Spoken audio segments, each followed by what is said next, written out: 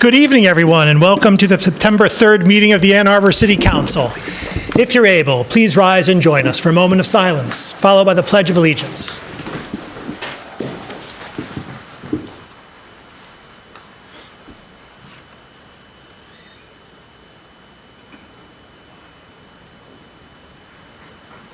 I pledge allegiance to the flag of the United States of America and to the republic for which it stands, one nation, under God, indivisible, with liberty and justice for all.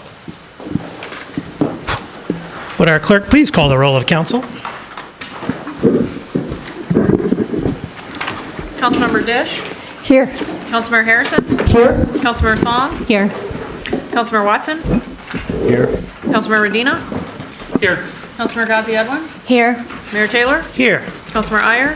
Here. Councilmember Ackman. Here. Councilmember Briggs. Here. Councilmember Cornell. Here. We have a quorum. May I have a motion, please, to approve the agenda? Moved by Councilmember Iyer, second by Councilmember Cornell. Discussion of the agenda. All in favor? Opposed? The agenda is approved. Are there communications today from our city administrator? No, Mayor. We have two introductions today. The first from the chair of our Independent Community Police Oversight Commission, an update from Chair Carter. Chair Carter. Good evening, Mayor Taylor, members of council, Madam Clerk. It's good to be with you. I have a lot to report, I suppose, although it's not going to take me very long.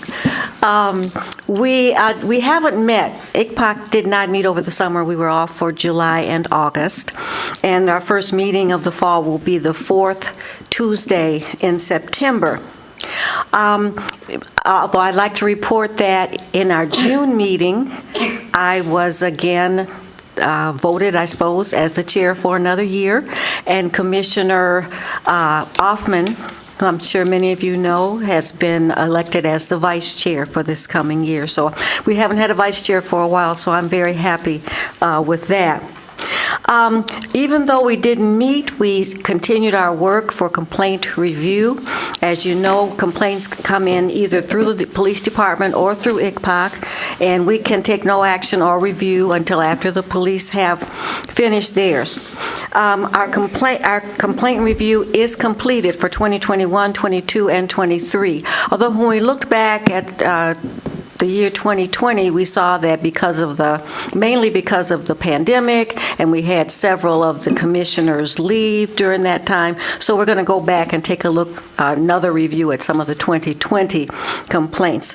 With regard to 2024, we've had 20 complaints so far this year. I thought it was significant that a number of those complaints had to do with the protests on the university campus. There was questions as to whether the Ann Arbor police were involved, and if so, was taxpayer money being used for that purpose? And so we were, with the help of the department, able to respond that we did not take part in the arrests and so forth at that time, and that any expenditures, which I don't think there were, I haven't heard, but we are reimbursed, just as if we help out with football games. So, but we did have a number of those requests.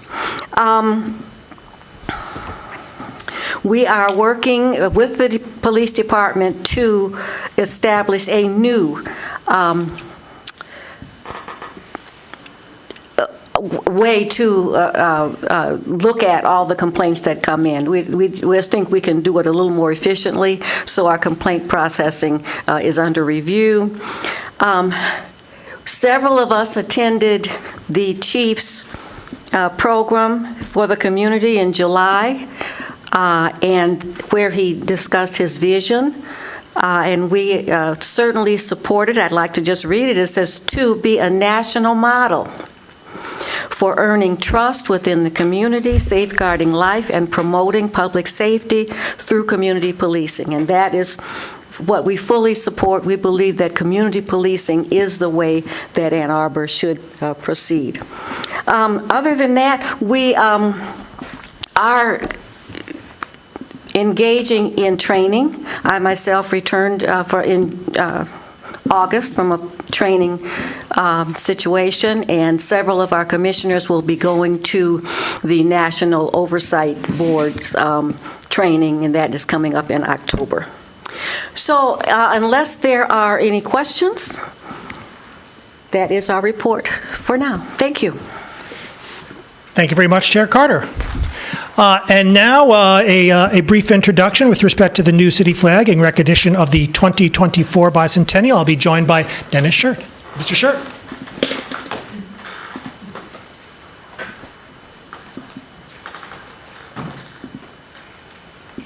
Come on over. Good to see you. So as everybody knows, this is Ann Arbor's bicentennial. We are 200 years old, at least dated on back to when the village was incorporated back in 2024. That is the beginning of the history that we were recounting with respect to our bicentennial. And we have a lot to reflect upon and a lot to be excited by and a lot of pride in our city. And everyone also knows that a great city deserves a great flag. And over the course of time, it was observed that our prior city flag did not comport with complete vectologic principles. It was a seal on a sheet with words and the city seal incorporated into the design. And so we undertook a campaign to redesign our city flag in a way that did comport with these principles, some of which include the only 2 or 3 colors, an elegance of design, the absence of words, and relevant symbolism to the purpose.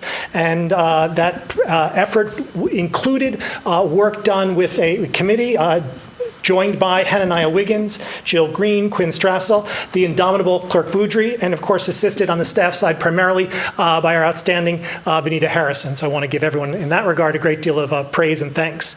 That process resulted in hundreds of submissions, which were subsequently winnowed by this committee and then put out for popular community engagement. Not strictly a vote, but the results of that engagement were consistent with the community's vibe, with the committee's vibe, and it was an overwhelming preference for the flag designed by Mr. Shirt right here, and it is here.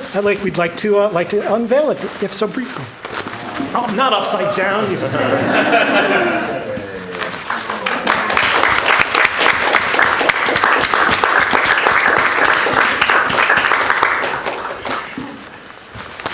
And you will see this soon to be flying outside the City Hall, of course. You'll see it here in chambers, properly noted. And as soon as I can get my hands on a sticker, you will see it on my laptop. But 2 things first. I'd like to present a mayoral coin by way of thanks. Thank you. You betcha. It has a city seal on it. For now, perhaps I'll have a flag in the future, but for now we're stuck with the city seal. And then words of encouragement in the language of our 2 sister cities, Tübingen, Germany, and Hikono, Japan. And so, Mr. Scheer, Yeah. if you have a few words. Yeah, not much, but a few. I just want to say that I really love this town and our community, and I'm proud to be from here. And I'm just really grateful and honored to have had the opportunity to make the next flag to represent our city. Thank you. Outstanding. Thank you so much. Congratulations.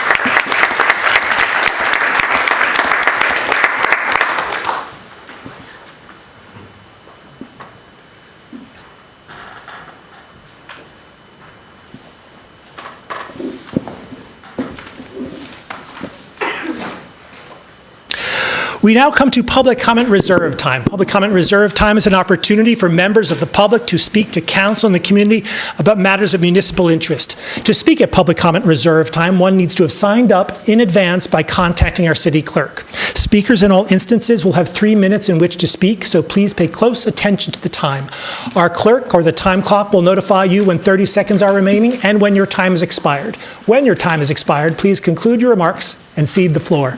Our first speaker today is Kathy Griswold. Good evening.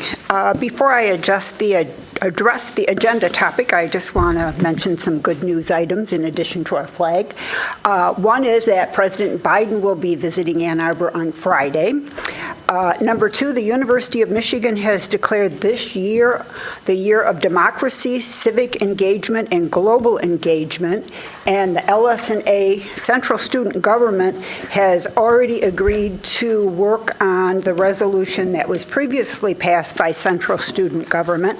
It was a resolution in support of improving pedestrian safety at the University of Michigan, primarily street lighting, so that's good. Third, CARD had a meeting today, and progress is being made on a resolution that I submitted a couple of years ago on the MS4 permit regarding the dioxane in the Allen Creek drain and also vapor intrusion. So I'm sure all of you are aware of the Gelman plume and the major issues. There's also some leakage into the Allen Creek drain, and so that's what this is addressing. Number 4, the King School crosswalk. We've had a lot of discussion, but we really don't need to discuss it anymore. Number 1, I trimmed it before school started, and number 2, there's only one thing that's relevant to the King School crosswalks. The city has installed school crosswalk signs.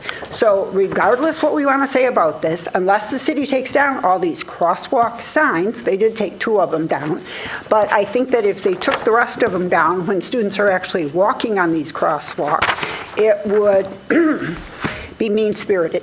So anyway, regarding the resolution to have businesses in the neighborhoods, I think that's a good idea, and I think it reflects what's already being done in some cases. However, if we're going to do that, we have to continue to improve pedestrian safety in the neighborhoods. And I can talk at length about how we got here, but really, once Roger Frazier became our city administrator in 2022, there was a huge staff reduction. Most of the lieutenants, including Ron Olson, who is now over all of the Michigan State parks, left the city, and so we became the culture of no.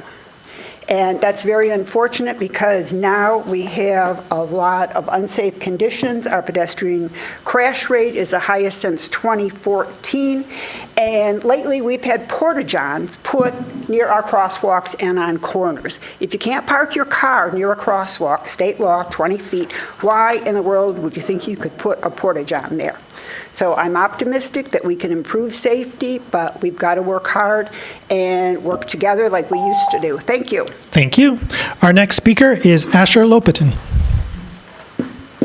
Thank you so much, members of the City Council, city officers, Mr. Mayor. It's really an honor to be here. My name is Rabbi Asher Lopatin. I am the relatively new Director of Community Relations at the Jewish Federation of Greater Ann Arbor. And I just came from a vigil on the Diag, mourning for the loss of those 6 innocent Jewish young men and women gunned down in cold blood after being held hostages underground for 330 days. One of them, Hirsch Goldberg Poland, is a dual American Israeli citizen.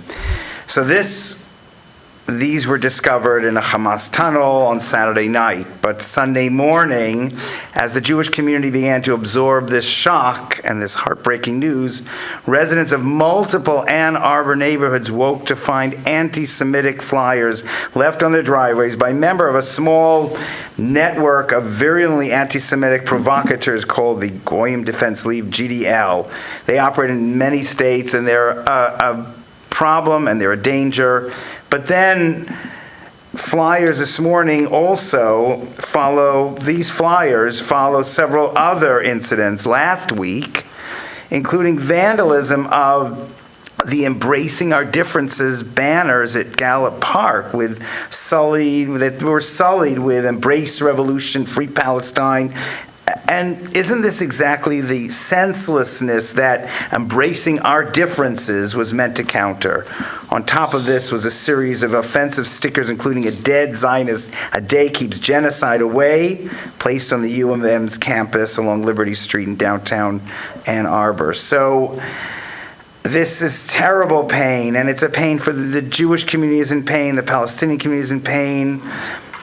There are still hateful anti-Jewish protesters lining up every Saturday, every Shabbat in front of Beth Israel congregation to make Jewish worshipers feel uncomfortable and despised. We're so grateful for the city council that you have condemned that behavior. But I hope that our city council can once again call on the good citizens of Ann Arbor to reach out and love one another and be sensitive to one another and feel the pain and the vulnerability of Jews and non-Jews alike, and condemn these vicious acts of hatred that have no place in our community or our society. Thank you. Thank you. Are there communications today from council? Councilmember Song.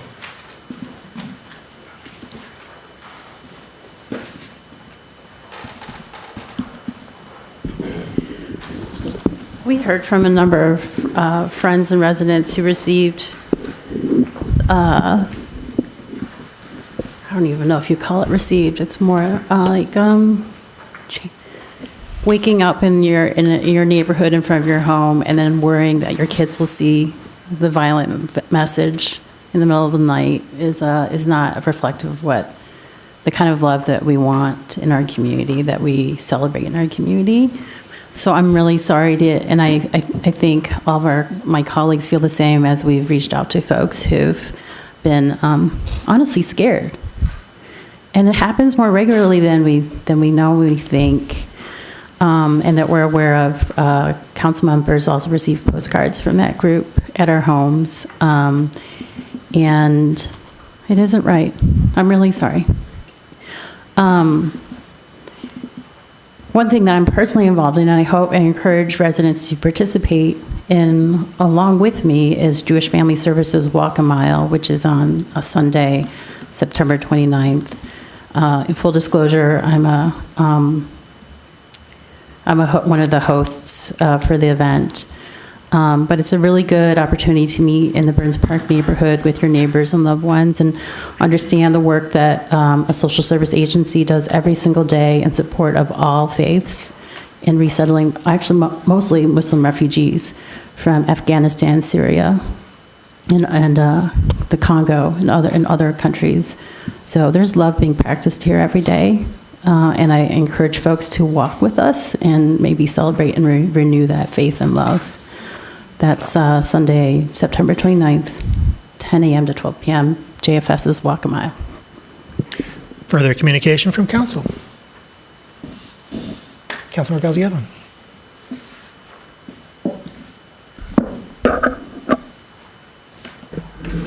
Thank you, Mayor. I also just want to say that I condemn the anti-Semitic events at its fullest extent. Horrifying to hear. I condemn all hate to the fullest extent, and I think it's really tragic right now to see the pain that's being felt by our Jewish neighbors, by our Palestinian neighbors. I hope that we can come together when things like this happen and really show support for each other. So I am sorry for everything that, your community, both communities are going through right now. I also wanted to change of topic, just acknowledge Disability Voting Rights Week, which is coming up next week, and thank both Clerk Jackie Beaudry for your consistent work in helping to promote accessible voting practices for all, as well as acknowledge Chair of the Commission on Disability Issues, Zach Damon, for all your work on accessibility. Thank you. Further communication from council. Councilmember Medina. Thanks, Mayor, and thank you, Rabbi Lopatin, for being here and for speaking out tonight. I issued a statement over the weekend about some of this, and so I'm not going to reread that tonight, but there were a series of incidents, as you pointed out, not only kind of the graffiti that you mentioned and the flyers that hit people's homes and they were waking up to over the weekend, but also graffiti in our downtown that called for violence against elected officials and public officials and against Jews, and targeted or alleged incidents of harassment and ethnic discrimination happening as well over the weekend. And I think it's important to note that this goes well beyond any type of political statement that's being made. This is a targeting of the Jewish identity itself, and that cannot be normal. It cannot be accepted. It's not what we strive to create here in Ann Arbor as a welcoming and diverse community for all. And so I not only condemn it, but I ask the community to join us in condemning it and to pushing back against it, because we cannot let this be a new normal in our community. So thank you for having the courage to stand up and speak out, and for being here with us tonight. Councilmember Watson. I continue to be saddened by acts of hate in our community. I'd like to thank Rabbi Lopatin for coming down to City Hall to speak from the heart. I received similar messages from constituents who are Jewish community leaders. I am sorry and I condemn these anti-Semitic acts. Acts of hate have impacted members of all faiths across our community and those who have no faith. Many of these go unreported. Sadly, we regularly hear hate speech in the form of Holocaust denial in this chamber. Nevertheless, hate has no home here in Ann Arbor. I'd like to thank the city administrator who reached out proactively to council members in the wake of these incidents to share that the city is taking them seriously. On another note, please join me for my Ward 2 listening session Sunday, September 15th from 3 to 4:30 p.m. at Sweetwaters on Plymouth and Green. This month I'll be joined by Parks Manager Josh Landefeld, who will talk about all the work that goes into maintaining our infrastructure and programming our city parks. Thank you. Councilmember Briggs.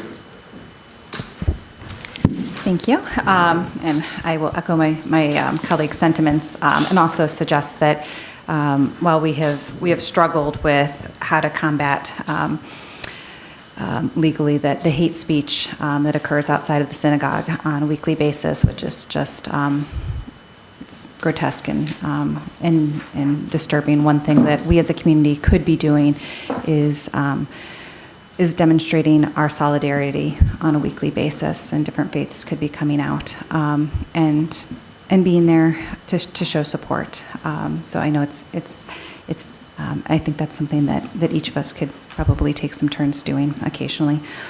On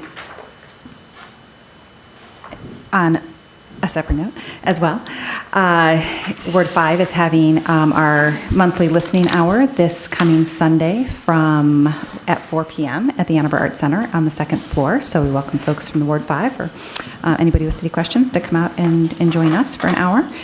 And also just wanted to finally say to Deputy City Administrator John Fournier, who is departing the city and heading to Allegheny County in Pennsylvania, how much I have truly appreciated his service to the city. He's been outstanding, and has just been a joyful and educated and great presence for the city, and has helped lead so many different initiatives forward. Most recently, our economic development work is really notable. So he will be missed, but I know he's going to be welcomed with open arms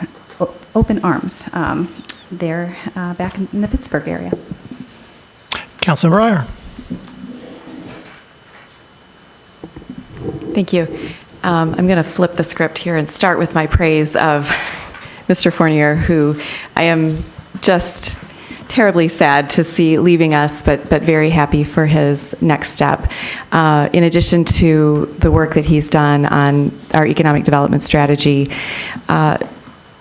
Mr. Fournier has been an unwavering advocate for workers, both city workers and workers in our community. He understands the role of organized labor in making sure that we get the best construction possible on our city projects, the best work possible done at the city, and also that it's just good for our community when we are supporting organizations and contractors that support workers. And I really value all of his contributions in helping us move forward on our best value procurement policy and other things that we've done in support of workers in our community. I do want to take a minute as well to express my deep outrage at the the flyers that we've seen, the mailings that we've received, the stickers, I'll condemn once again those weekly protests at the synagogue. Again, I wish we could do more too. It absolutely infuriates me that generations now of children have grown up going to worship every week under those conditions. It's not right. It's one of the things that absolutely continues to baffle me about this community, that it happens, and that anti-Semitism is still just accepted here for some reason by so many. So it's not by me, it's not by this council, I know, and we're ready to take whatever next step we can take to combat hate, whether it's anti-Semitism, whether it's anti-Arab sentiment, whatever it is. I want a peaceful community too. Thank you. Further communications from council. Councilmember Dish. Yeah, I really appreciated Councilmember Radina's formulation that it is really important that anti-Semitic expressions and hateful expressions of all kinds not be a new normal in this city. They are happening frequently, and that's bad. And inspired by my colleagues, I also want to pay tribute to our departing Deputy City Administrator, and I can do no better tribute than quote a sentence that I quote frequently to my students, to colleagues in political science, and that is this. I'm sorry, it is a sentence that I love so much that it makes me choke up. But a voted but uncounted ballot is perhaps the single most valuable item our city will ever have in its possession. We have a lot of expensive real estate, but this is what he put forward in the memo that we received as we deliberated the new election center, which supports our remarkable advances for voting and voting access. And so I will miss someone who can write sentences like that.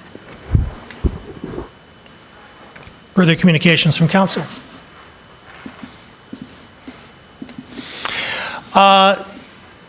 Similarly, I commented on the last weekend's happenings over the course of the weekend, but I do want to touch upon them briefly here. We have, with flyers and stickers and graffiti, and with personal aggression, both every Shabbat and elsewhere, a targeting of Ann Arbor Jews with specificity. It increases the levels of personal stress and crisis, and it is at a new and even further unacceptable level. As those actions occur, I think it's important to note that in addition, that this is not a problem of Ann Arbor's Jews, is a problem of Ann Arbor. The attacks on part of us work to degrade community cohesion and undercut the fundamental value of pluralism, upon which I think the best of Ann Arbor rests. This is a fight that all of us have a part in, and I am eager to see how the community responds, because it is necessary. In addition to that, I do also want to, lavish my little bit of praise upon Deputy Administrator Fournier, who is leaving us. We talk, properly here what we do here at the City Council, and we do a fair bit. I will not gainsay the effort and ingenuity and vision of my colleagues. However, everything we do is done through staff, and it is a constant pleasure to work with professional and committed and experienced folks of staff members of vision and good cheer and commitment to doing the work of government for everyone. And at the without looking to rank the many staff members with whom I worked, merely let me say that I could not be more delighted that Mr. Fournier has found a larger job which will upon which to exercise his skills and excitement. He's been an incredible servant for the city of Ann Arbor. He's been an incredible colleague with whom to work, and it's my excitement for him at his next step is only matched by my sorrow at his departure. I'd like to recommend the following nominations for your consideration: to the Elizabeth Dean Fund Committee, Robert Davenport; to the Zoning Board of Appeals, Drew Dezen. May I have a motion, please? Moved by Councilmember Cornell, second by Councilmember Ackman. Discussion? All in favor? Opposed? It is approved. We have before us the consent agenda. May I have a motion, please, to approve the consent agenda? Moved by Councilmember Dish, second by Councilmember Redina. Discussion of the consent agenda. Councilmember Cornell. Thank you. I just want to make a quick note about CA20. This feels like it's a little bit buried at the very end of the consent agenda, but it's actually really welcome and awesome news for downtown. At our last meeting, it came before us to create a new social district for the State Street area, and I am incredibly grateful that the Main Street Area Association and the State Street District worked together to create a unified social district for downtown. So for folks who like to come down on the weekend and be able to visit our hospitality businesses and also wander around and enjoy retail and everything that makes downtown such a great place to hang out. Now you have a very large walking area with which you can take your beverages to go from participating restaurants and go visit participating retailers. This was a heavy lift by the Main Street Area Association and the State Street District. Very deeply appreciative of their time and of the city attorney's office, particularly Mr. Reiser, who put a lot of time and effort into making this a success. I think it's a great way to market our downtown, and it's a great way to get people to come down and visit and stay downtown. So my gratitude, thank you. Further discussion of the consent agenda. Councilmember Harrison. CA 19. Further discussion of the consent agenda. I'd like to just briefly uplift CA 9, which is a grant agreement with the state to accept grant funds for the purpose of helping fund the Ann Arbor Climate Corps, which is an AmeriCorps program. We, of course, have our A20 program to accomplish community-wide carbon neutrality by 2030 through just and equitable means, and so much of that requires that we affect communications to members of the public, and that we do, we just do a whole host of things. And while our existing staff is outstanding up and down the line, they do need occasional help, and the AmeriCorps program is just a great place to do it. It gives young people the opportunity to get involved, helping accomplish an A20 goal, our A20 goals, and I just couldn't be more excited and proud that we at the city are taking advantage, or more accurately perhaps availing ourselves of the opportunity for these grant funds, and just want to thank staff for all their great and good work in getting that accomplished. Further discussion of the consent agenda. All in favor of the consent agenda with the exception of CA 19, please say aye. Opposed?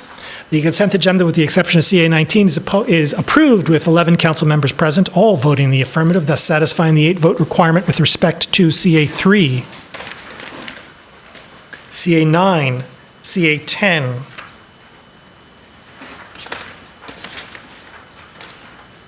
that is all. CA 19, resolution to approve the marijuana excise tax rebate fund grant agreement between the City of Ann Arbor and the Regents of the University of Michigan on behalf of Michigan Medicine, moved by Councilmember Harrison, seconded by Councilmember Dish. Discussion, please, of CA 19. Councilmember Harrison. I just wondered if there's staff maybe available to speak. Surely. On Mr. Mahoney. This, possibly?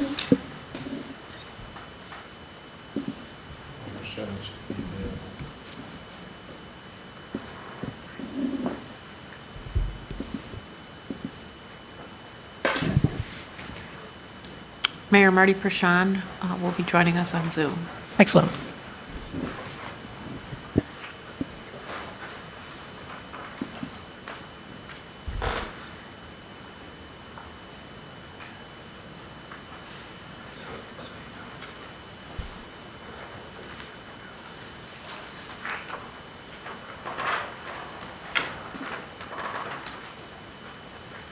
Councilmember.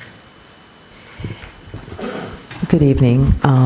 I just wondered if you could speak a little bit about this item and talk a little bit about the intended outcomes that we are looking for with this resolution. I don't know if you can.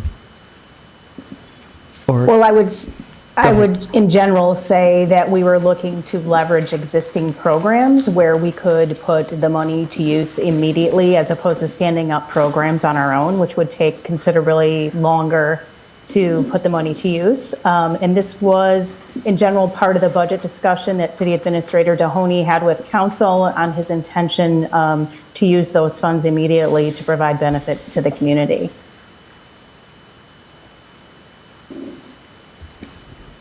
Okay, thank you. I think. Please. I guess for broader context, so this came up as we were looking at the various uses of the limited funding that we have, and to Ms. Prashant's point, we were looking to leverage dollars from the city to go further than we would be able to. So there was a series of interactions that I had with leadership at Michigan Medicine about existing programs that they were doing that were providing support for people that were receiving inpatient care and needed assistance as they transitioned home, people that are suffering with addictions. So we talked about various ways to do that, and that was the application that I brought forward during the budget process. So will this, so for like UMATs, is this, is this program essentially going to intersect with the UMATs program, which is, it's out of the Rachel Upjohn building. I know that currently they have outpatient services that they provide to individuals that are in recovery. I can't say that specific intersection will occur. A number of the patients that we're referring to be helped with this particular item are people that come into the hospital through the emergency room. They need various types of medication and kits when they go home. And today, or prior to the funding, that did not exist. And so we're paying for the creation and the stocking of those medications that they need to help them stay off once they leave the confines of the hospital proper. Okay, thank you. That sounds really great. Further discussion, Councilmember Briggs. I just wanted to state how grateful I am to the Administrator Mahoney for looking for opportunities to be able to address substance abuse disorders that we're seeing. I know one of the things that we're hearing so much from social service agencies is the rise of mental health issues and substance abuse issues. And every community across the U.S. or many communities across the U.S. are dealing with the same issue. We're certainly seeing it play out across our own community. And so figuring out ways that we can better support folks who are in crisis with the programs that are already existing is great to see. So I will be curious to track this program and see hopefully it'll be helpful to our community members in need. Councilmember Song. Oh, I just want to note that this is funding that this is a program that would have to be renewed with the next marijuana excise tax revenue when it comes forward again, right? So this is not an ongoing programmatic effort. which means other community members could step up and help fund, say if the county or Michigan Medicine saw the impact that this will make in our community, perhaps at some point.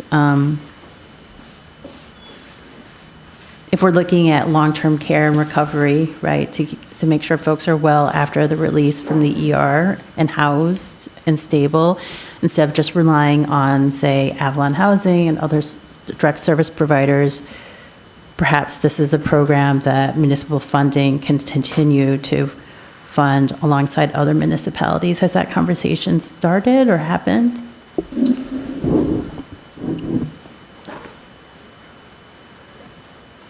It hasn't happened to my knowledge.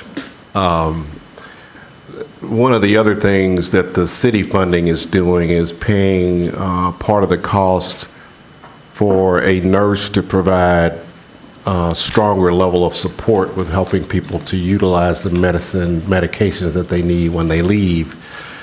And I guess it's fair to say, going to Councilmember Briggs' point, we decided to sort of roll up our sleeves and go from scratch with Michigan Medicine, regardless of whatever we did before. Help us understand how you're serving people in the ER. And we kept talking, and that's what led us to trying to use our funding to fill a gap that existed. We have not initiated any discussions with any other jurisdictions. We're simply trying to leverage the limited dollars that we had. I appreciate it. Thank you. Maybe our colleagues, when we see other colleagues, we can bring this up. So, thank you. Councilmember Medina. My mistake. Further discussion? All in favor? Opposed? It is approved.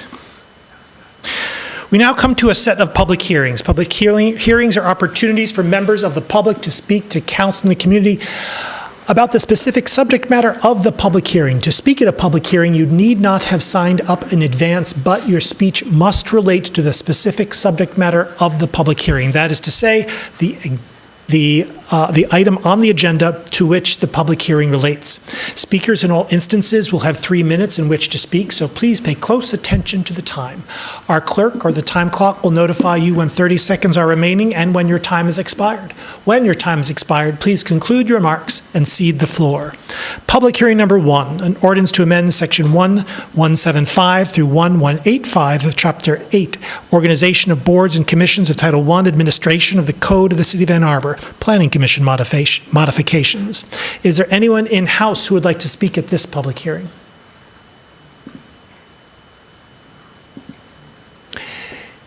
Is there anyone online who would like to speak at this public hearing?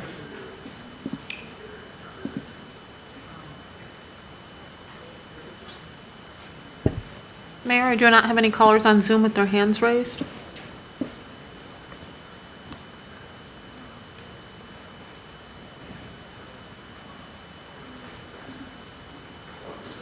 Seeing no one, this public hearing is closed. Public hearing number 2, an ordinance to amend section 5.10.2 of chapter 55, Unified Development Code of Title V of the Code of the City of Ann Arbor, rezoning 59 parcels in the Washtenaw Avenue, East Stadium Boulevard areas to TC1 Transit Corridor District. Is there anyone in-house who would like to speak at this public hearing?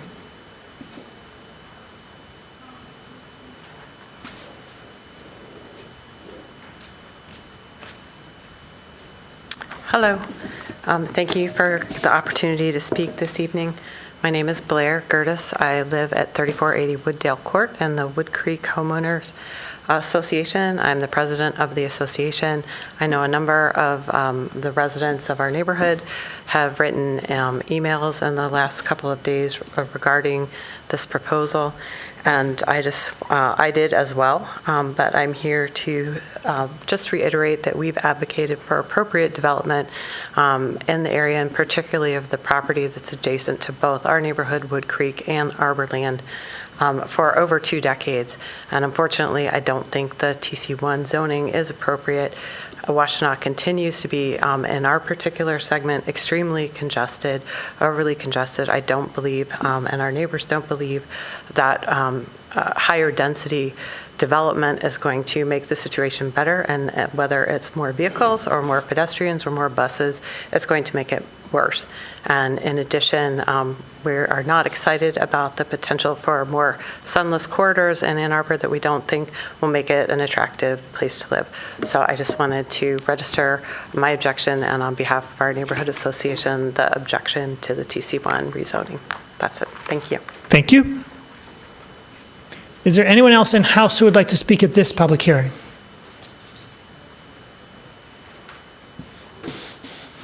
Is there anyone online who would like to speak at this public hearing?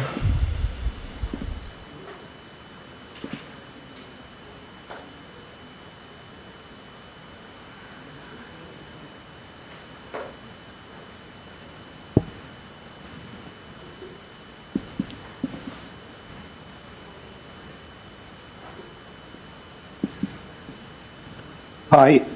Caller, go Can you ahead. hear me? Yes, we can. All right, terrific. Luis Vasquez, First Ward resident, 40-year resident of the First Ward. Just speaking very briefly in favor of rezoning the TC1 of this corridor. It fits well with the stated goals of the Democratic Biden administration, hopefully soon to be the Harris administration after November. They're pushing for more housing to be built and redesigning our transportation and infrastructure to go along with increased density. And this kind of rezoning fits in well with that and is a culmination of City Council's efforts to continue in the right direction in making more opportunities for development and more housing of all kinds to be developed. So thank you very much, City Council. Keep moving forward. Thank you.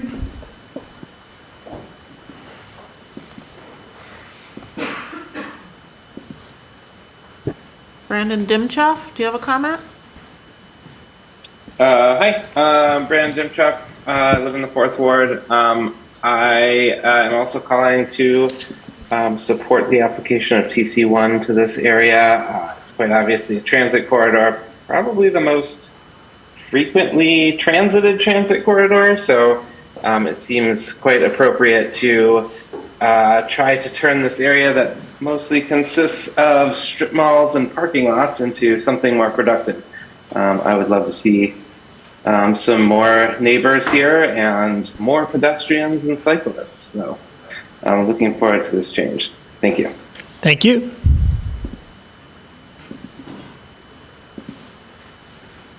Adam Juskevich, do you have a comment? Yeah, this is Adam Juskevich, also from the 4th Ward, and I would just like to support this as well. I think this is great seeing this come forward, and this, I believe, culminates kind of the initial set of corridors that that we've been looking at for TC1, and it's great to see us kind of wrapping that up. I hope we move forward and consider some other corridors that that might fit with TC1 zoning.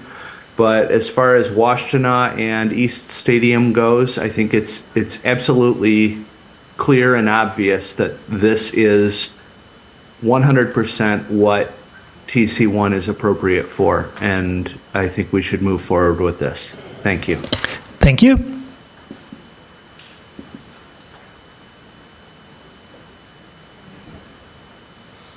Mayor, I don't have any other callers with their hands up.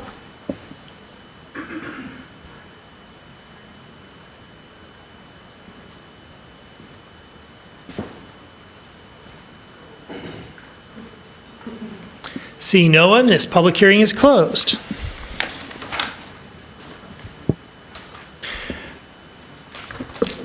We have before us the work session minutes of August 12 and the regular session meeting minutes of August 19, 2024. May I have a motion, please, to approve these minutes? Moved by Councilmember Watson, seconded by Councilmember Adina. Discussion, please, of the minutes. All in favor? Opposed? The minutes are approved. B1, an ordinance to amend Section 1175 through 1185 of Chapter 8, Organization of Boards and Commissions of Title I, Administration of the Code of the City of Ann Arbor, Planning Commission modifications. Moved by Councilmember Dish, seconded by Councilmember Guzzi Edwin. Discussion, please, of B1. Councilmember Dish. Thank you, Mayor. I spoke about this in detail on first reading, and I just want to remind everyone that the major change here is to lower the minimum vote threshold required to send ordinances or zoning decisions forward to council with City Planning Commission approval. The current standard is 6 out of 9 members voting yes, which is effectively a supermajority. The proposed standard is 5 out of 9 members voting yes, still a majority. I want to remind everyone that Planning Commission is comprised of many land use professionals. They are valued members. Their expertise provides nuance to the laws that we pass, to their design. Occasionally, these members recuse themselves from discussion and deliberation, as is appropriate when there's a direct involvement or interest in a project approval. But I would also like to say that the Planning Commission meets regularly 3 weeks out of every month, and then there are subcommittees that meet, including the ZBA, which is the 4th Tuesday. So the members who are representative on that lose all 4 Tuesdays. They are an all-volunteer board. They are not paid for their service. They all have full-time jobs. They have care responsibilities for children and aging relatives. And so an absence or two, plus a recusal or two, can mean that a project gets a unanimous vote that falls short of what is the current 6-vote threshold, and then it is brought forward to council as a unanimous yes that is a technical fail. That's just incoherent. So I think in recognition of the many competing demands on people's time, I think this is a very reasonable adjustment. So that's that. Further discussion? All in favor? Opposed? It is approved. B2, an ordinance to amend Section 5.10.2 of Chapter 55, Unified Development Code of Title 5 of the Code of the City of Ann Arbor, rezoning 59 parcels on the Washtenaw Avenue East Stadium Boulevard areas to TC1 Transit Corridor District. Moved by Councilmember Briggs, second by Councilmember Iyer. Discussion, please, of B2. Councilmember Dish. I will be quick because I think it's better that the ward reps speak to this, but I will say that I am pleased to see this 4th and final TC1 rezoning. And I want to mention that TC1 better achieves a variety of different goals that are listed in the current comprehensive plan than the current zoning does. And the overarching goal is for already developed areas of the city to work more efficiently and for a broader range of customers. As one of the callers just mentioned, residents, employers, employees, but emphasis on residents, more residents, and that the change to TC1 reflects values of the present era in transition away from an auto-centric era from the mid-20th century of suburban-style strip malls. Features of TC1 include enabling higher density land use and requiring smaller footprints, so greater efficiency, to support pedestrian-friendly landscapes. There are shorter distances between destinations, and those distances can be more comfortably crossed by foot than the existing large parking lots from a previous era. Another thing about TC1 that's really important to always bring up is that it focuses standards on building form rather than uses. And this makes it easier to convert shopping centers or office complexes into mixed-use buildings. And we want that. We want not to rip everything down, but we want to be able to convert and rebuild. Okay, I think that is enough to say. Councilor Song.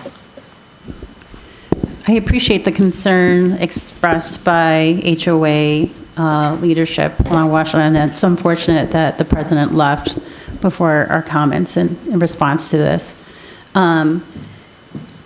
Again, this is not a new conversation. We've talked about what TC1 can mean in our community throughout our community. For this to be the last section, I think really indicates how we've recognized how difficult the conversation can be. There's this assumption that TC1 would include all of Arborland, and that's not the case. When we spoke to Brixmore, the owner of Arborland, they themselves acknowledged that this does not extend to the pond area next to, the South Pond area next to the Wood Creek Association homes. And that's significant. The reality is that we're talking about the parcels along Washtenaw. Should those parcels change in the future, for example, the outcry over Chick-fil-A coming, because of our timing and doing this, no one can live above Chick-fil-A. Now, Chick-fil-A would be a one-story Chick-fil-A. But down the road, if Arborland decided to become multifamily, multi-use housing, like other areas, other mid-sized cities where you can live within an area with stores, daycare, it gives us options to understand how people who are now commuters or service workers could live closer to work in a more affordable area, close to transit. And if we can understand the combined work we've been doing when we've talked about transforming transit along this area and how we're supposed to be reimagining Washtenaw, like we've been trying to reimagine it, I think, close to 20 years. I would hope that we can capture a generation of folks who are currently considering living in this city and staying in this city, and not waiting for the parcel owners to figure out how to reimagine it. We can reimagine it to be more timely and be more responsive. Councilmember Watson.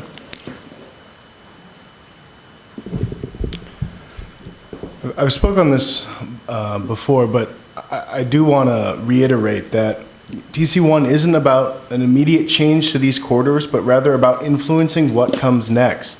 You know, we don't want strip mall development to be replaced with more strip mall development. But, you know, I want to spend a little time talking directly to the homeowners association that came out today, to the members who have taken the time to write in, and we really appreciate that. I've gone and I've stood in the driveways of that neighborhood association, both as a council member and frankly, I've got a lot of friends in that neighborhood association as well. So I've been there on my personal time and once I've been elected to council. You know, they're not lying when they say that Washtenaw is busy. You know, I'm looking at the recent traffic data. 38,000 is the annual average daily trips on that stretch. That's about as much as any road in the city. The issue is that is because of people commuting into Ann Arbor to come to work. It wouldn't, you know, any additional housing that would be built in the long term isn't going to bring a large percentage of that 38,000. That road will stay congested, and as it is now, it is the most eligible corridor in the city for rapid transit. So it could be in the long term an area where the ride can make the service more frequent. When it comes to when you think about what the alternatives are, an example, for example, you know, I think it's easy to be worried about new homes coming and that creating traffic. A new Krispy Kreme under the current zoning could be built in this strip mall, and it could bring many cars and all kinds of traffic, and that's completely allowed. One of the things about TC1 zoning is it gets rid of drive-throughs. So I think that's important to think not about what is there now, or, you know, not about what is there now, but what is it allowing? You know, is this better than the zoning that is there now? And I think TC1 is the clear choice. Councilmember Medina. Thank you, Mayor, and I'll be relatively brief because we've spoken about this before as we've done TC1 rezoning in other parts of the city into the merits of the zoning category and what we as a council and I think the community as all of us have spoken about this, I think as part of our campaigns for council and also as we continue to engage with the community, the direction we've received as well. And I'm personally excited as a representative from the southern side of Washtenaw, as that's a ward divider for us. I'm excited about what this means for the future of our community, for making this area more livable and walkable and friendly to the residents who live here, rather than simply being a place that we drive through on our way to and from work or on our way in and out of the city, but rather making this an area that's a place where residents can live and walk and shop and get around freely. And we have heard consternation from some about some of the businesses that are coming or might be coming because this took longer than we'd all, I think, hoped, but knew we had to kind of go step by step. Although I will say, I think there is still a for sale sign where that Chick-fil-A is supposed to go, so fingers crossed.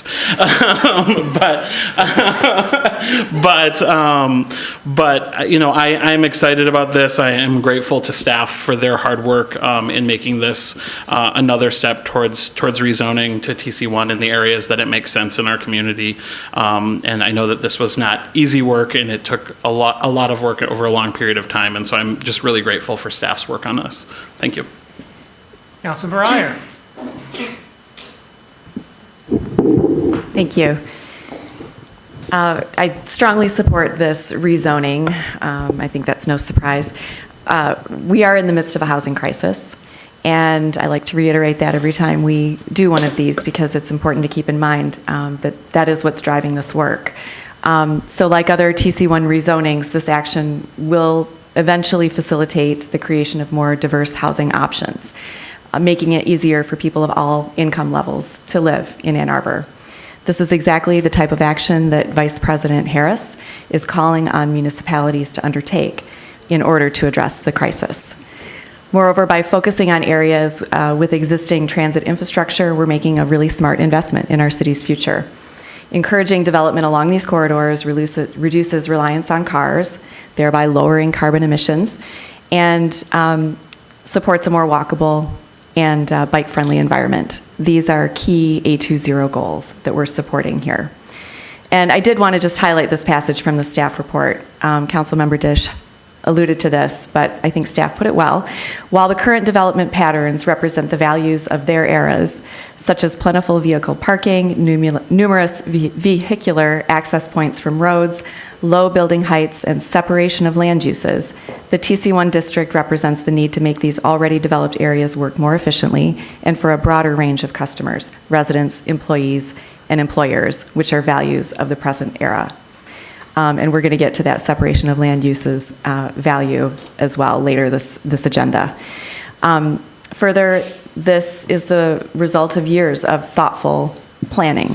And similar rezonings that we've undertaken that we're undertaking, we're doing it to embrace growth and development, but in a responsible way. And I support this. I'm sure all my colleagues, I don't know, I'd be surprised, but we'll see. Councilmember Briggs.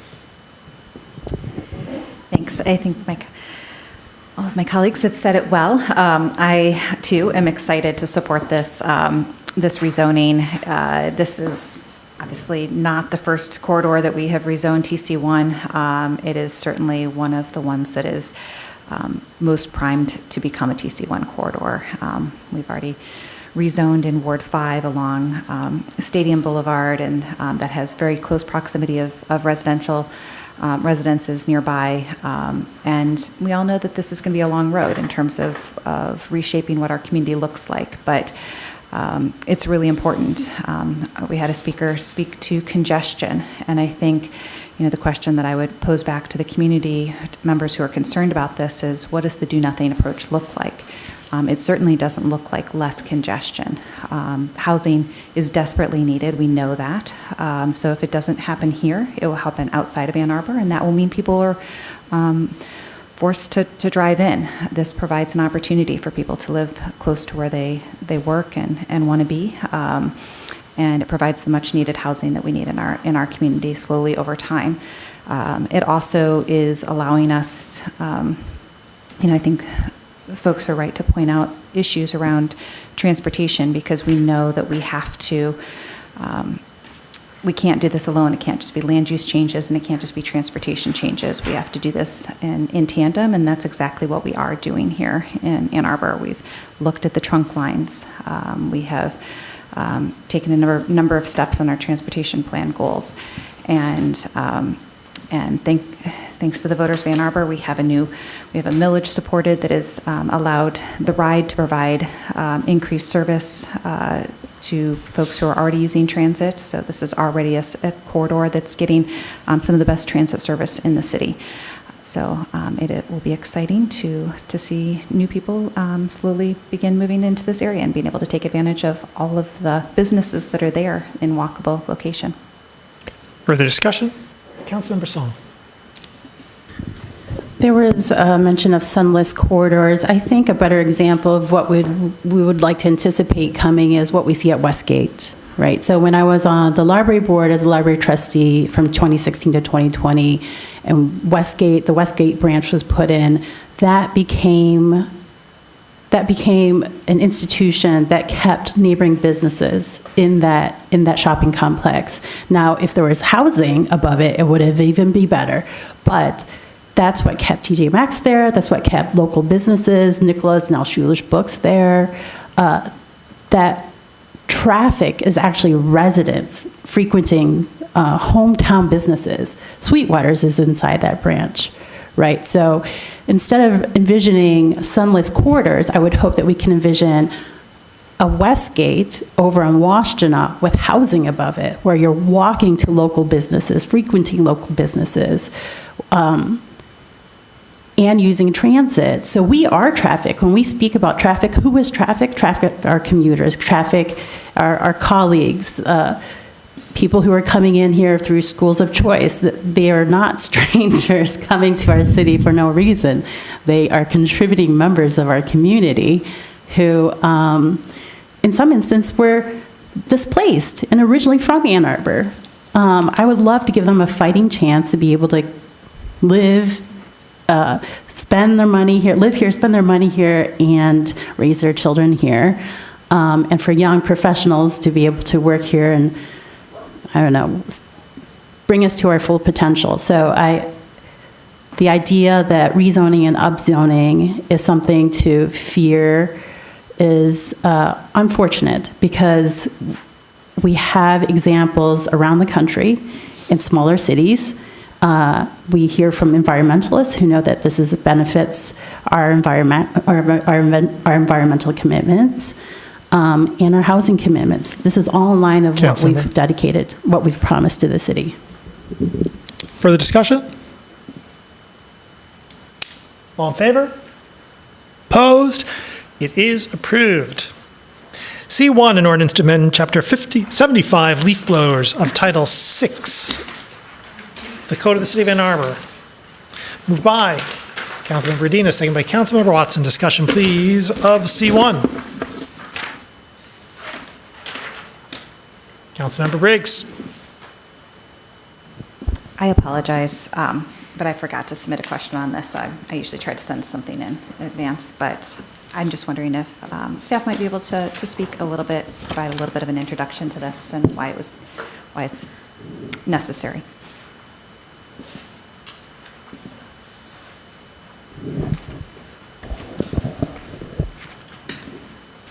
Mr. Delacorte is joining us on Zoom.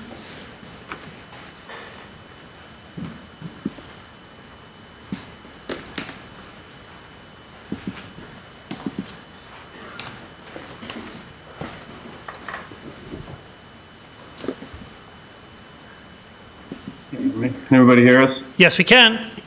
Thank you, Mayor. I was in the middle of transitioning in here. Was there a specific question?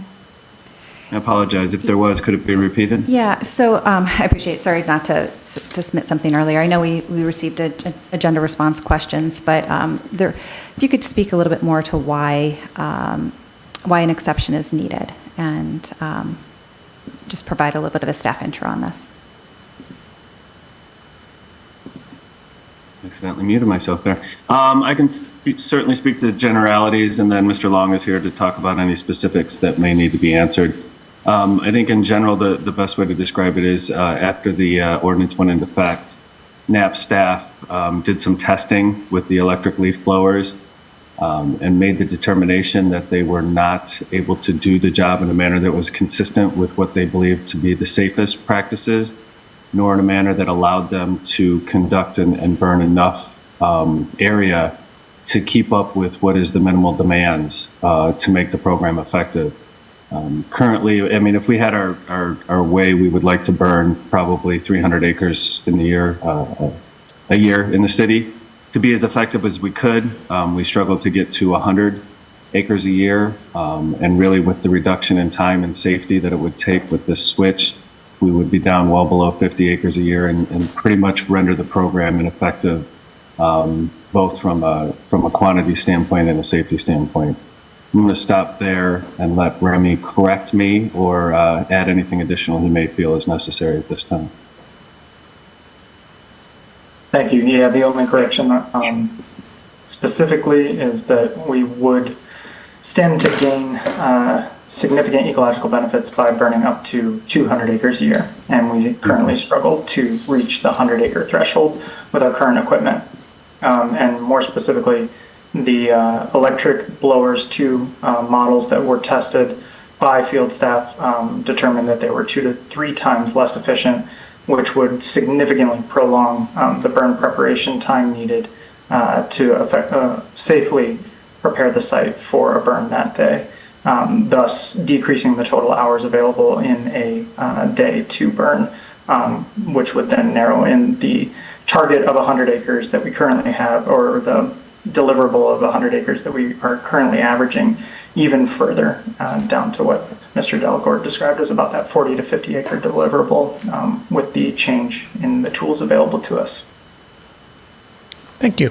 Further discussion? Councilmember Dish.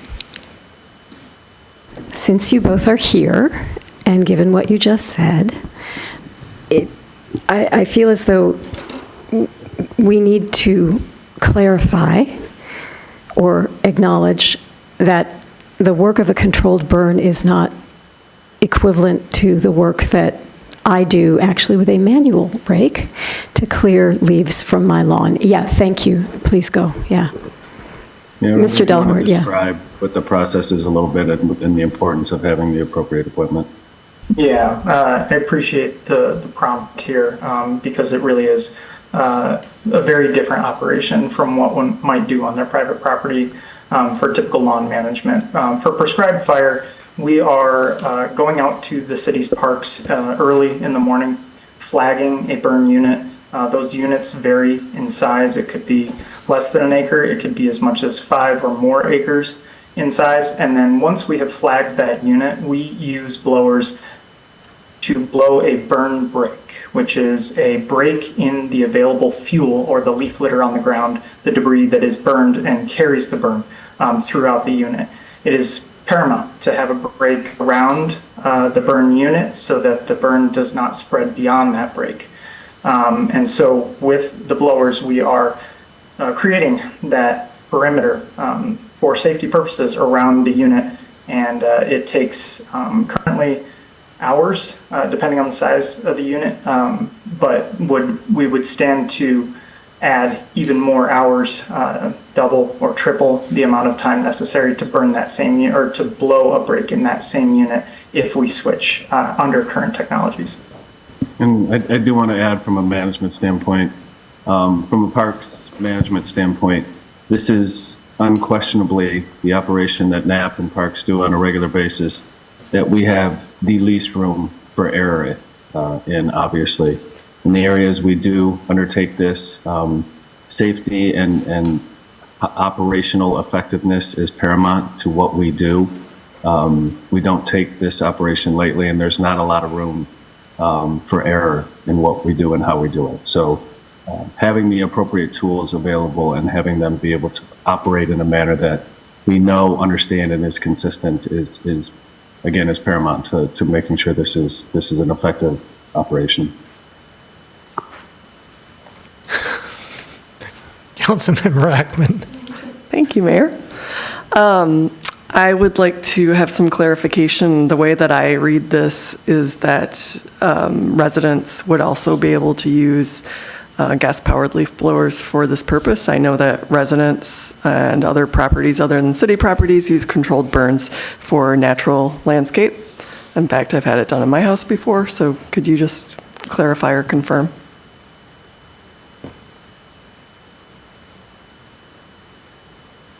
As I understand it, yeah, we wrote the ordinance amendment to include any private contractors that were securing the necessary burn permits with the fire department to allow for the use of the gas blowers for similar safety reasons. Excellent, thank you. And I guess I just also wanted to, remind us all, I was reading through the original ordinance again with the red line changes. We have exceptions for using turbine leaf blowers for golf courses and other recreational fields. So I personally feel like this purpose is, very important to our stewardship goals. And that's why I'm comfortable with this exception. We have other exceptions that I would say are lesser. So thanks. Further discussion? Councilor Cornell. I just wanted to clarify that allowing the gas-powered leaf blowers for this purpose isn't actually going to help us meet our goals. We're still going to be, by my math, about 50% short of that. Is that correct? Yeah, I would say it's probably of optimal. Our goal every year is to, with the capacity we have in funding, is to get to 100. Optimally, to make the kind of impact we would like, we'd like to be able to get to 200. Councilor Briggs. So I appreciate this, and this is a program that I really support. I think it's great. I'd like to see us get to that 200. But I am struggling a little about this. The feedback that we've received, certainly when it comes to safety issues, all of that makes sense to me. And I can imagine the need for having gas-powered blowers there for sort of safety reasons. From the efficiency standpoint is where I'm struggling with it, because we've heard that efficiency argument from folks in the private sector as well.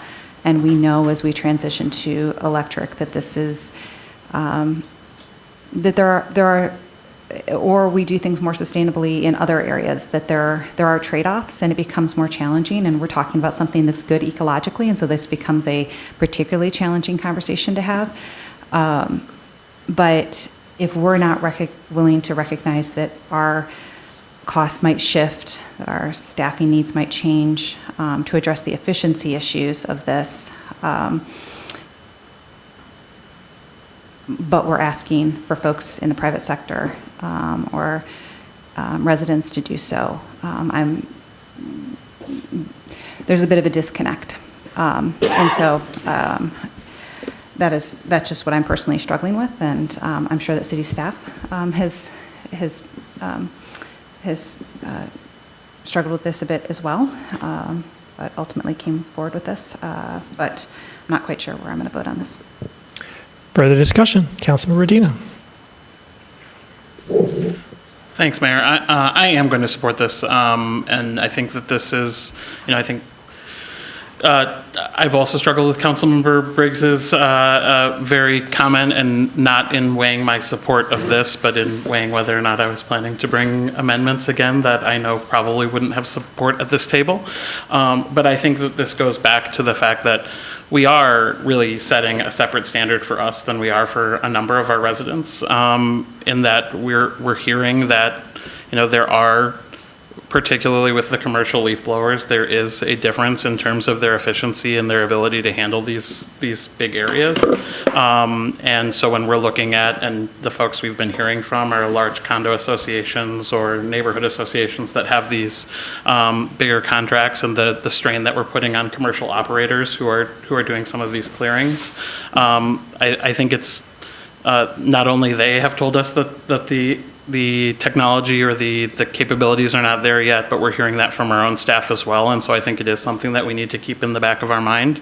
I'm willing to support this because this is, for the ecological benefit. This isn't kind of cleaning up or maintenance of private property to get leaves or grass clippings off, but rather the actual ecological benefit and restoration that comes with a controlled burn. But I do think that, it is worth noting that this is a challenge that we have where we are writing an exception for the city. Councilor Ackman. I appreciate the comments made, but I disagree that this is an exception for the city. I think this is an exception for a use. And we have other exceptions in here already, like golf courses.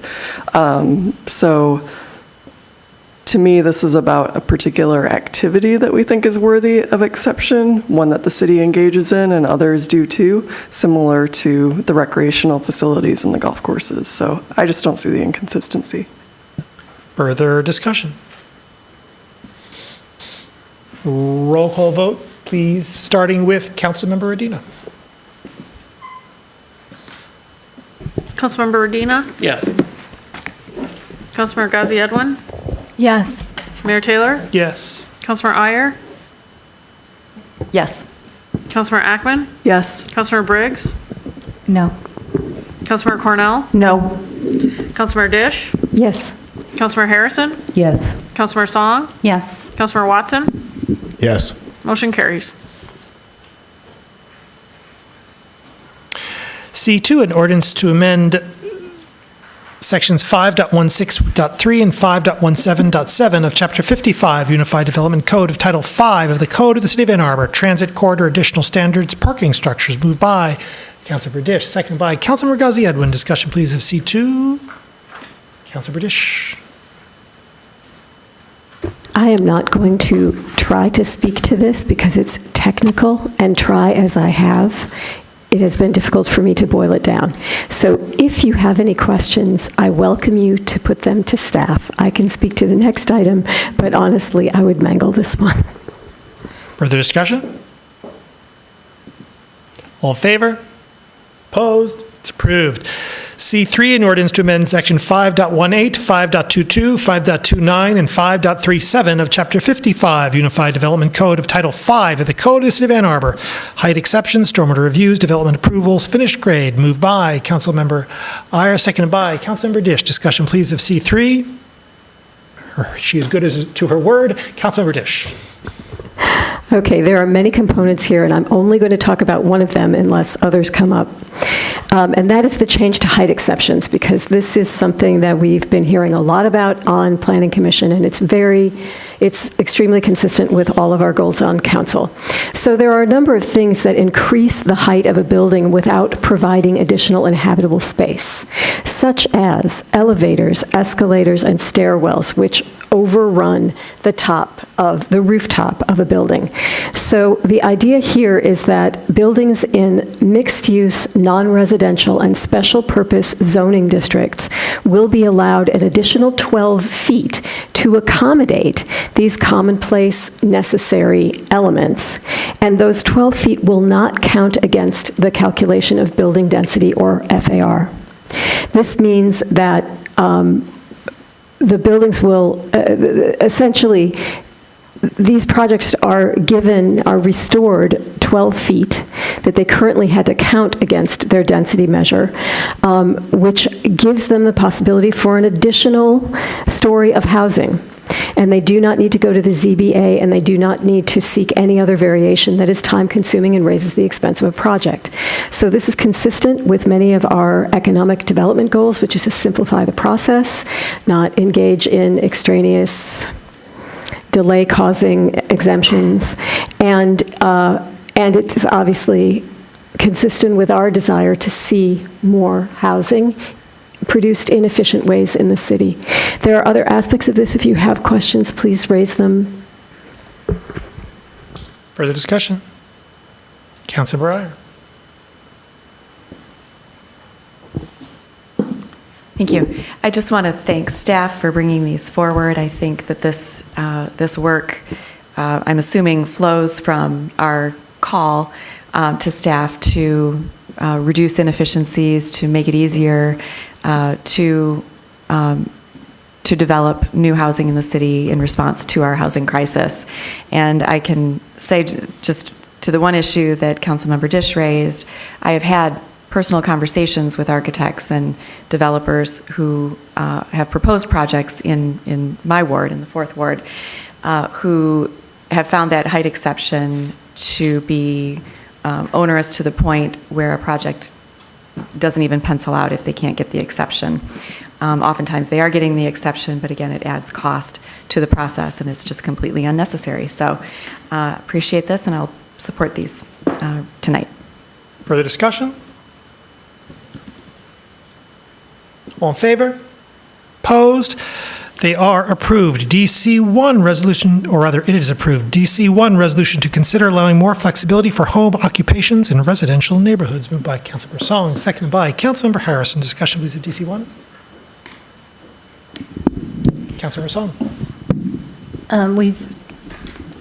I want to thank Council Members Dish and Briggs for leading the way with some amendments.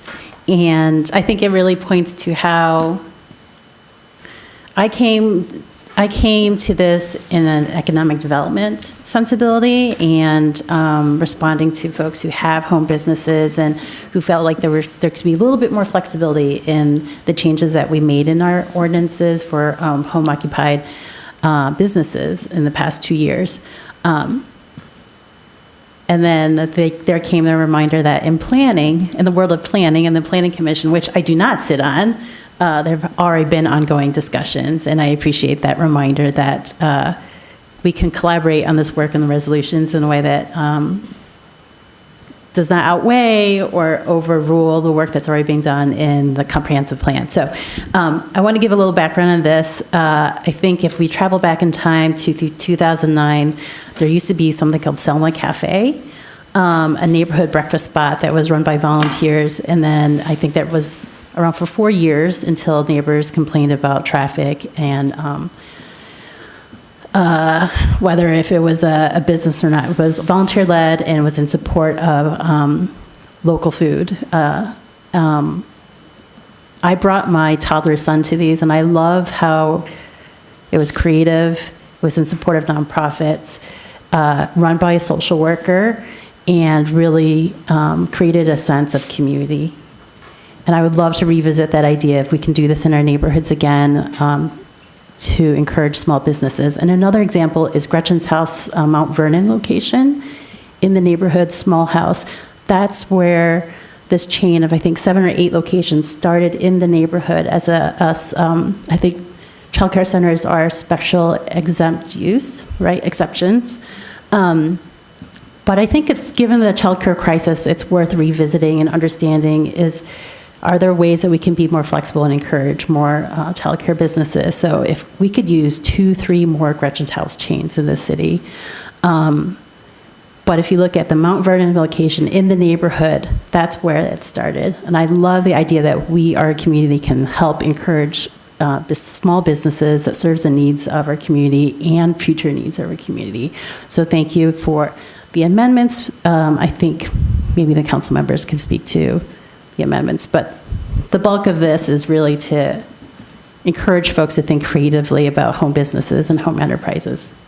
Councilor Breyer. Thank you.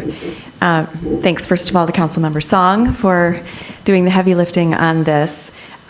This is, in my mind, it is about empowering our residents. It's about empowering the entrepreneurial folks in our community to be able to more easily and efficiently and cost-effectively start a business, and at the same time provide great benefits to their neighborhoods.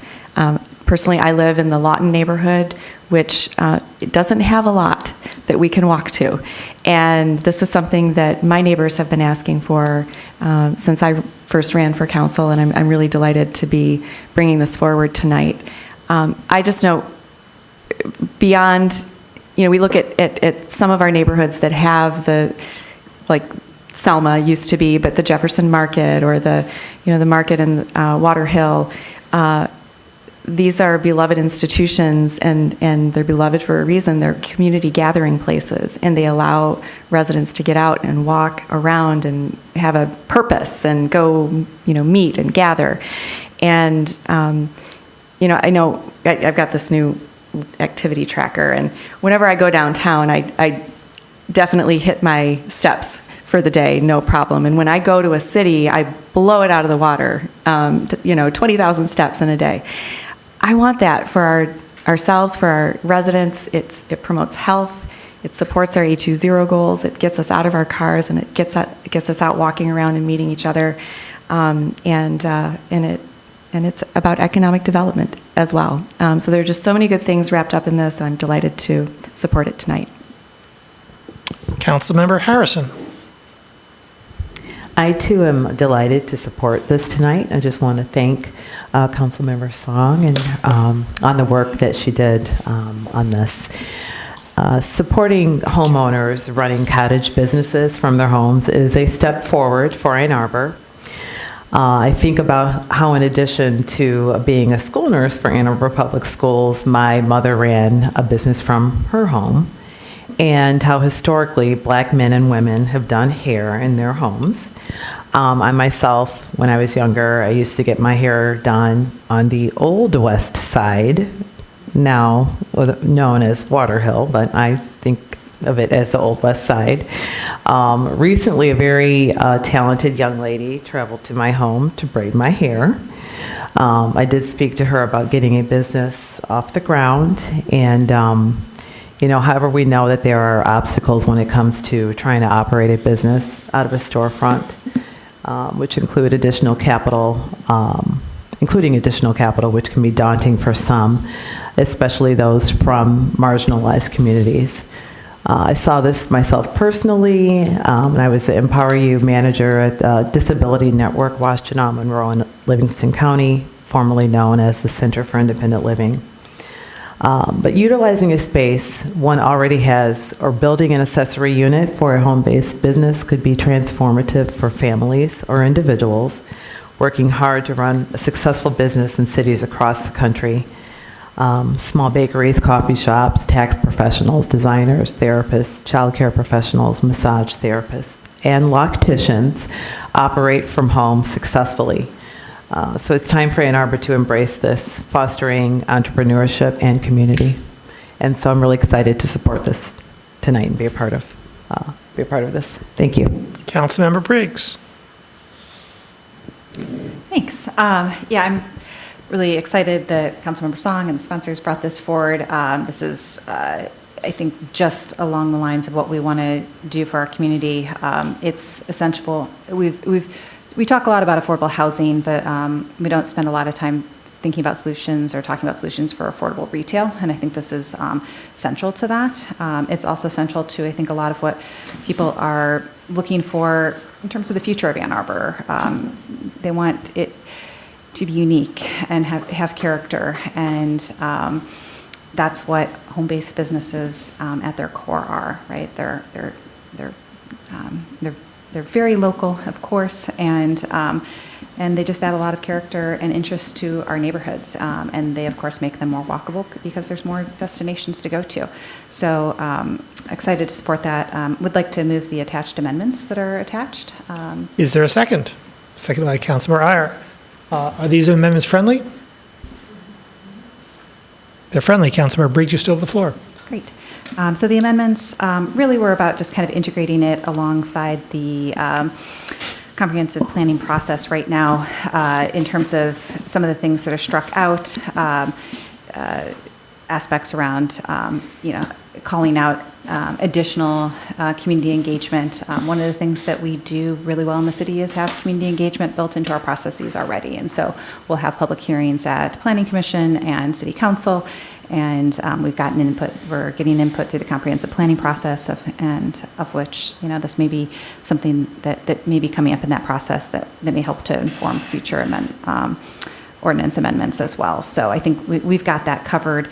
And, it just allows us and staff to be able to balance the many things that we're putting on their plate so that we are able to move forward with our comprehensive planning process and not put that on the back burner while we move this forward. But I think it's central to what we're trying to do, or what I hope to see out of the comprehensive planning process as well. So I'm happy to see this move forward, and I might give a story as well, but I'll hold that for future comments. Councilmember Cornell. Thank you. First of all, I want to acknowledge, thank my colleagues who brought this forward. Councilmember Song, you did a lot of heavy lifting on this. And I want to acknowledge all the love for Ward 5 that I heard in these discussions between Gretchen's house and Ward 5's the GOAT.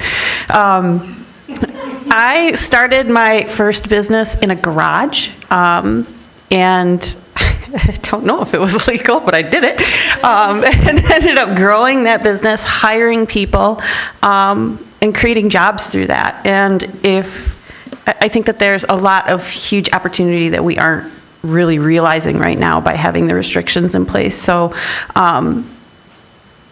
I think my colleagues have all spoken to this really well, but this just empowers more entrepreneurship and lowers the cost to start up, which is huge. It doesn't matter the size of your business. When you're losing money paying interest as soon as you start your business, it really makes it hard for you to get to the point where you're successful in hiring people, which is important.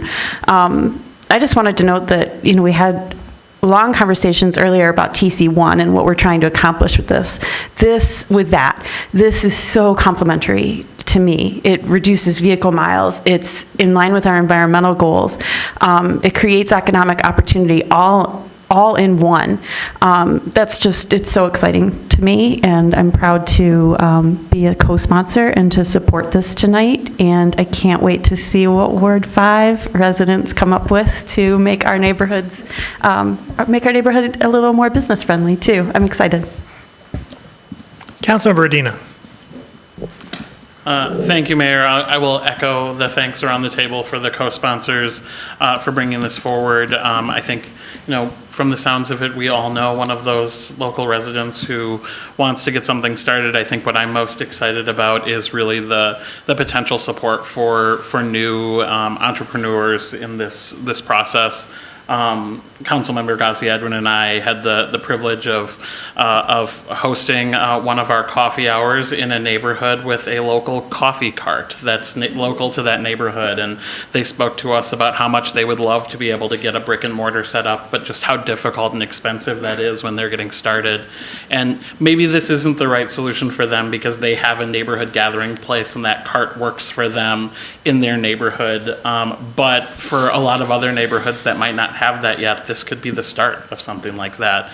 And I think it's really exciting what the potential is and what might come. I've spoken before about how much I think we would all love to have, an Argus or a Ruse or something in each of our neighborhoods. And this is how we get somewhere like that, by having those places that are walkable and able to be supported. And so obviously they wouldn't be that big from the start. We've talked about the fact that density is what supports those businesses, but for new businesses, new entrepreneurs, I think that this is really exciting.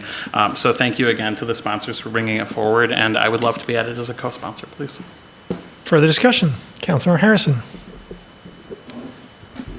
Ward 5 is really great, but shout out to Ward 1 because I got my hair done in the Ward 1 section of the Old West Side.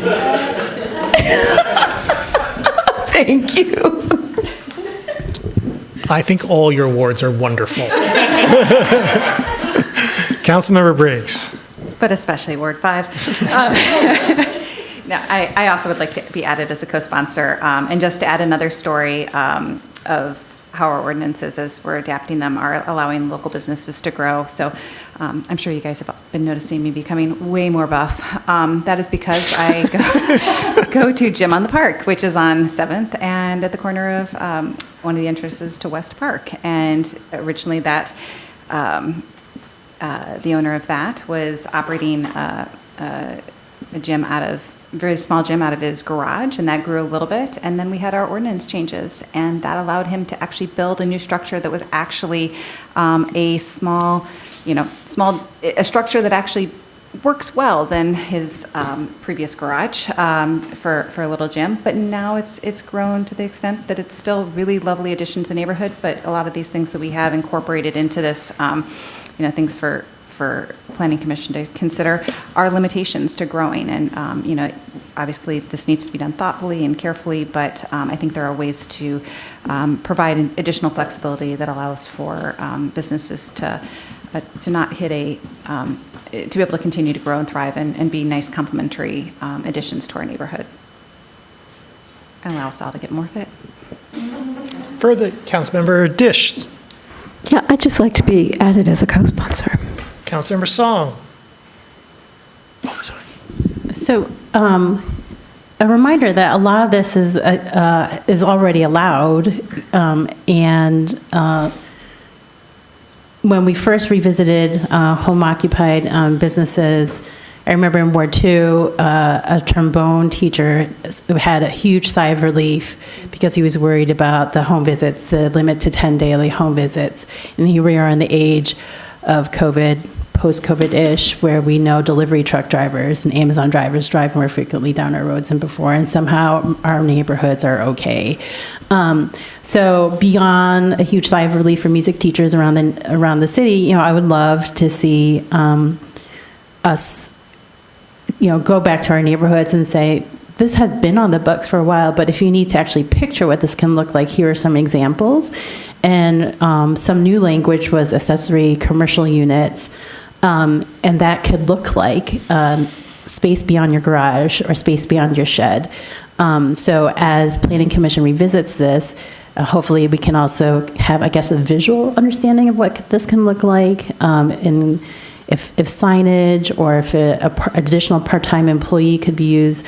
So this is the flexibility around the resolution, and not only just supporting existing and hopefully encouraging new businesses, but actually trying to envision what that might physically look like within our neighborhoods. I guess that's it. Oh, and then the last thing, yes, I'm so sorry. In graduate school, I used to run a program called International Families Outreach Project, and because of how visas are, a lot of academic spouses aren't allowed to work. So one of the activities that spouses had was baking and cooking classes, and these were extraordinary. There are Japanese moms in this community who make exquisite baked goods. And then also Korean banchan side dishes. There's so many home businesses within our small ethnic communities that are thriving within our small ethnic communities. We started this meeting talking about how, our communities are really suffering from division and hate. Food really brings people together, and I'm hoping that we can overcome these divisions and know each other in our neighborhoods. So thank you. Councilor Ghazi Edwin. Yeah, I just want to echo everything that everyone has already said, essentially. No, and really, to Councilmember Song's point about bringing in a component of education into this as well. I know that we have plans in regards to economic development, and maybe this could also be a component of that, of just in regards to educating folks about what you can do and how you can expand a business. And food does bring people together. I get most of my meals from an amazing Indian caterer who's a mom, because I do not know how to cook like that. I really think that this is something that's just going to help our neighborhoods and our communities, and I'm really excited to support it. And I would also like to be added as a co-sponsor. Thank you. Further discussion? All in favor? All opposed? It is approved. DC2, resolution to appoint Kimberly Busselmeyer as the City of Ann Arbor Interim Controller and Chief Financial Officer. Moved by Councilmember Cornell, second by Councilmember Iyer. Discussion, please, of DC2. All in favor? Opposed? It is approved. DB1, resolution to accept the new City of Ann Arbor flag redesign in honor of the 2024 bicentennial celebration. Moved by Councilor Harrison, seconded by Councilmember Watson. Discussion, please, of DB1. Councilor Briggs. Just wanted to say it was exciting to see our new flag today. Happy to support this. And I just had a few questions, or I just had a question around what we are planning on producing. I saw a little bit in the memo, but are folks going to be able to purchase their own full-size flag to fly outside their house, and stickers, as you noted, potentially, and little flags to it? What's our vision in terms of products? I want them all. Yes. Well, broadly speaking, I mean, I'm going to say words. Great cities have great flags, and flags are the focal point and both the creator and the recipient of civic pride. And so, as an initial matter, I suspect the municipal organization is going to have flags for sale and certainly laptop stickers for distribution. My strong suspicion is that flags will further blossom. And lapel pins, I'm assured. Councilmember Briggs, you still have the floor? No. All good. Councilmember Watson? Yeah, sorry.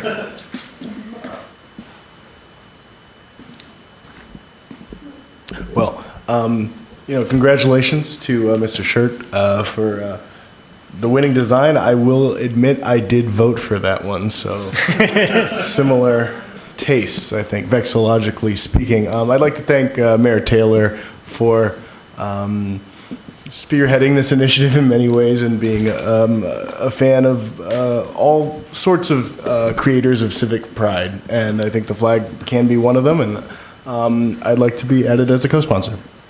Councilmember Dish. I would also like to be added as a co-sponsor, and since Councilmember Briggs has brought up the question of merch, I would like to put in a plug for coffee mugs.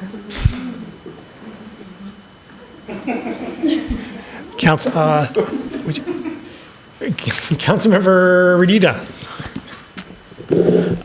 Thank you. I just wanted to speak briefly about this because I know this has been a long time coming, and I know it's been a vision of the mayor's for a long time, but it's been getting worked on for a long time as well, because this conversation at least was taking place, it may have started before, but at least was taking place when I was serving on the Art Commission, and that was a while ago. So I just want to credit all of the people who have put time and energy into this project. I think all of us were smiling today when that flag was unveiled, and I hope that in time it will be that focal point for our city, that unifying symbol for us. And I think all of us know when you have a good city flag, anybody who's visited Chicago sees them everywhere. So I would love to see them all over our city at some point as well, as a point of civic pride. But also, in particular, in addition to thanking the Public Art Commissioners, I wanted to thank Commissioner John Kotarski, who really, when I was serving on the commission, took this on as being willing to kind of lead this from the outset, and at a time when not everyone was totally sure what the ask was of them, he embraced it and was willing to step up and start that process. And so from then all the way through now, thanks to everybody who had a part in this, and obviously to the designer. It was a great design. Councilor Song. I think one of the most recognizable symbols of Ann Arbor is actually the Ann Arbor District Library's logo. So if you've seen their merch from their summer games, everyone wears those shirts where it has all the branch names on it around town, and the hats, blankets, there's all kinds of things, including socks. Actually, yes. That say, look at these library socks. So if we're thinking about entrepreneurs and potential businesses, this might be the starting point with the new flag. My encouragement is that we maybe put a little friendly competition with the library and see how far we can get with our own flag. It'll be hard to beat the socks, though. Yes, it will. Further discussion? For my part, I just want to, Councilmember Redina recollects to my attention the Public Art Commission, upon which he and Councilmember Harrison have served, and the Public Art Commission did, and the council members present and serving have had an important part of getting the process underway and shepherding it along. It hasn't been my top priority or our top municipal priority, but darn it, it's a good thing. And so I'm very glad and delighted that this has gotten to be where we are today. Great cities should have a great flag, and we do now. And so I'm just so glad that it's moving forward. Further discussion? All in favor? All opposed? It is approved. DB2, Resolution 2, permanently relocate Precinct 214 from Palmer Commons, 100 Washington Avenue, to Angel Elementary School, 1608 South University Avenue, beginning with the November 5, 2024 general election. Moved by Councilmember Watson, seconded by Councilmember Song. Discussion, please, of DB2. Councilmember Watson. So this comes to us from the Election Commission. The clerk's office has become aware that many residents in the former 215 precinct find the new polling location at Palmer inconvenient and difficult to navigate for those unfamiliar with campus. Voters not affiliated with campus have also expressed concerns regarding parking and other access issues. In addition, many student voters assigned to this location now register and vote in advance of Election Day, utilizing the city's satellite office at UMA, which is kind of right across the street, and would not be negatively affected by a change of location. The Angel Elementary location has hosted 2 precincts in the past, so there's no problem there, and it still is within walking distance of Palmer Commons. So it is the Election Commission's feeling that this won't negatively impact students, and I think it solves a lot of problems, and so that's why the clerk and the Election Commission has brought you this tonight. Further discussion? All in favor? Opposed? It is approved. Ms. Cord, do we have the pleasure of a closed session today? No, thank you, Mayor. We have before us the clerk's report of communications, petitions, and referrals. May I have a motion, please, to approve the clerk's report, moved by Councilmember Dish, seconded by Councilmember Redina. Discussion of the clerk's report. All in favor? Opposed? The clerk's report is approved. Are there communications today from our city attorney? No, thank you, Mayor. In the absence of discussion from our city attorney and in observing that there is no public comment overflow, may I have a motion to adjourn, please, moved by Councilmember Redina, seconded by Councilmember Dish. Discussion. All in favor? Opposed? We're adjourned.